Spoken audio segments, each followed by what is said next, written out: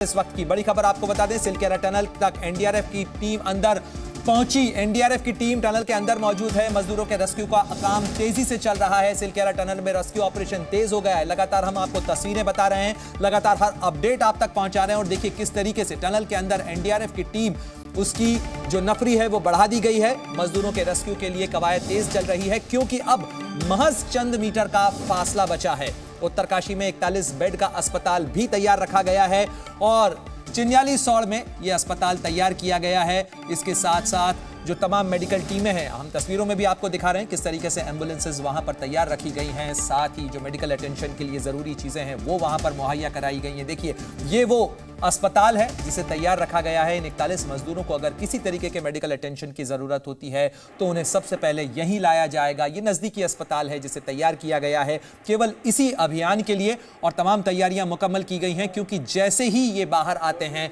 Ambulances के जरिए इन्हें पहुंचाया जाएगा। इनका प्रॉपर मेडिकल चेकअप होगा। साथ ही वहां पर जो मनोचिकित्सक हैं वो भी तैनात रखे गए हैं, क्योंकि इतने लंबा ट्रॉमा होता है। अगर कोई व्यक्ति इस किसी क्लोज्ड एनवायरनमेंट में इस तरीके की स्थिति के अंदर हो तो वो बहुत मुश्किलों से अपने मनोबल को भी बनाए रखता है। उसका ट्रॉमा होता है और ऐसे में उसे मेडिकल अटेंशन की जरूरत होती है।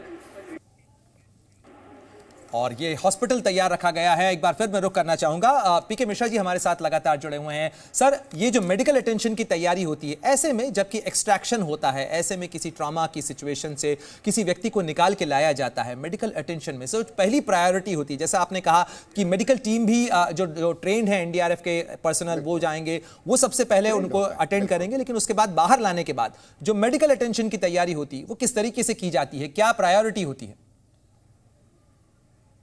मेन चीज है कि जो आदमी मैंने बड़ा क्लियरली अभी समझाए थे कि पहले उन्हीं लोगों को लाया जाएगा जिनका कंडीशन खराब है, जिनका उम्र ज़्यादा है।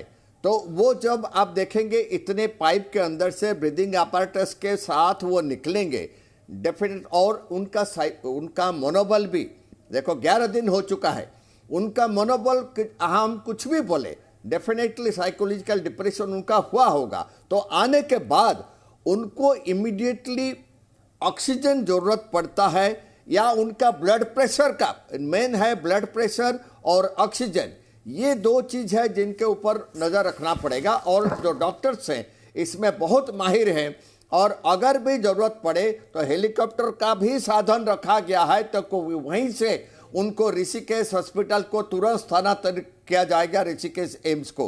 तो फर्स्ट मैं बताया कि देखिए इंजरी कोई नहीं होगा, मेन चीज है कि ब्लड प्रेशर का बीमारी और साइकोलॉजिकल डिप्रेशन, ये दो चीज, और ऑक्सीजन, ये तीन चीज का जो है हमको ख्याल रखना पड़ेगा। और डॉक्टर्स को ये पता है, डॉक्टर डेफिनेटली ये तीन चीजों के बारे में जरूर ख्याल रखेंगे। जो पहला आदमी निकलेगा एक्सप्लेनेशन के साथ हम वो तमाम तस्वीरें भी दिखा रहे हैं, क्योंकि स्ट्रेचर्स भी अंदर भेजी जा रही हैं। एनडीआरएफ के जितने भी लोग हैं, जितने भी कर्मी हैं वहां पर, वो तमाम इक्विपमेंट, तमाम तैयारी के साथ अंदर पहुंच रहे हैं, उस पाइप तक पहुंच रहे हैं जिसे आगे पहुंचाया जा रहा है। और लगातार अस्पताल की तस्वीरें भी हम आपको दिखा रहे हैं कि किस तरीके से तमाम इंतजाम, तमाम तैयारियां की गई हैं। और अब केवल इंतजार किया जा रहा है कि वो टनल का वो मुहाना खुले, वो पाइप खुले, जहां से उन मजदूरों को निकालने की कवायद शुरू हो।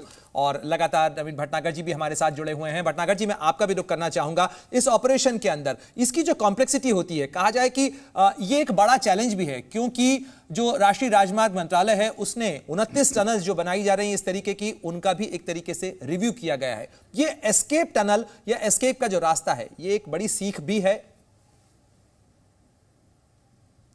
जी बिल्कुल, और ये इसके अंदर अभी बहुत से चेंजेस आएंगे, क्योंकि अभी तक तो कोई ऐसा हादसा हुआ नहीं था, इतना बड़ा हादसा नहीं हुआ था जो टिपिकल हो।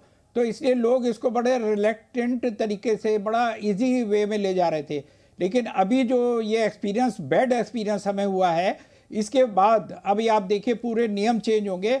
और जितने ये अभी तक बने हैं पहाड़ों में ये टनल्स, इन सब का अभी सर्वे होगा, रिव्यू सर्वे होगा। देखिए मैं आपको फिर बता दूं, जिस दिन अर्थक्वेक आएगा 5 और 6 का मैग्नीट्यूड का, तो इसमें बहुत से ये कॉलेप्स करेंगे ये आपके जो टनल्स है। और इसको अभी से हमें तैयारी शुरू कर देनी चाहिए। इनको ऑडिट्स वगैरह करा के एक अच्छी एजेंसी को बीच में रखना चाहिए, ताकि वो ऑडिट करके और इसमें जो कमी है उनको दूर किया जाए, अर्थक्वेक प्रोन बनाया जाए। सबसे बड़ी बात अर्थक्वेक प्रोन, क्योंकि ये होगा, ये कोई नई बात नहीं है, लेकिन ये भगवान ने हमें एक तमाचा मारा है। लेकिन जी मैं आपसे यही जानना समझना चाह रहा था, क्योंकि मैं फरवरी में था जब टर्की के अंदर अर्थक्वेक आया और मैंने महसूस किया कि टर्की के पूरे नेटवर्क के अंदर उनका कोई टनल कोलैप्स नहीं हुआ था। क्या हमारा ज्योग्राफिकल टेरेन कुछ इस तरीके का है जहां पर अर्थक्वेक की जो आशंका है, इन पहाड़ियों के अंदर टनल्स की जो फ्रेजिलिटी है, या कहा जाए कि उनके टूटने की आशंका ज्यादा है? देखिए, मैं वो पहले भी कह चुका हूं कि ये सैंडी रॉक्स है भाई, ये हार्ड रॉक्स नहीं है, और इसमें मिक्स है, हार्ड रॉक भी है, सैंडी रॉक्स भी है, लेकिन maximum Sandy rock. Sandy rock पे क्या होता है, कहीं भी वाटर स्टैग्नेशन होता है तो ये उसको पानी को चूसता है और मिट्टी को गीला करता है, ढीला कर देता है। और जब ये कहीं इस टाइप का, अच्छा नीचे से तो हमने बना दिया, एक स्पेशल सीमेंट आता है जिससे हम इसको हार्डनिंग कर देते हैं, तो उस टाइम तो ये हमारा मामला ठीक हो जाता है। लेकिन जहाँ हमारे ऊपर जो हैवी वेट पहाड़ों का है और मिट्टी गीली है, बड़े बड़े हैवी बोल्डर्स हैं और रॉक्स हैं, तो वो उस झटके को अगर बेयर नहीं कर पाए तो उसे तोड़ के और नीचे आ जाएंगे और वहीं पर आपका ब्रेक लग जाएगा। ये मेरी बड़ी स्टडी है, उसके बेसिस पे मैं बता रहा हूँ जिम्मेदारी के साथ। तो इसलिए अभी सभी को, चाहे वो उत्तराखंड सरकार हो, चाहे भारत सरकार हो, चाहे कोई भी डिपार्टमेंट हो, इनको अभी से ही सीरियस होकर इस चीज़ को टॉप प्रायोरिटी पे लेना चाहिए।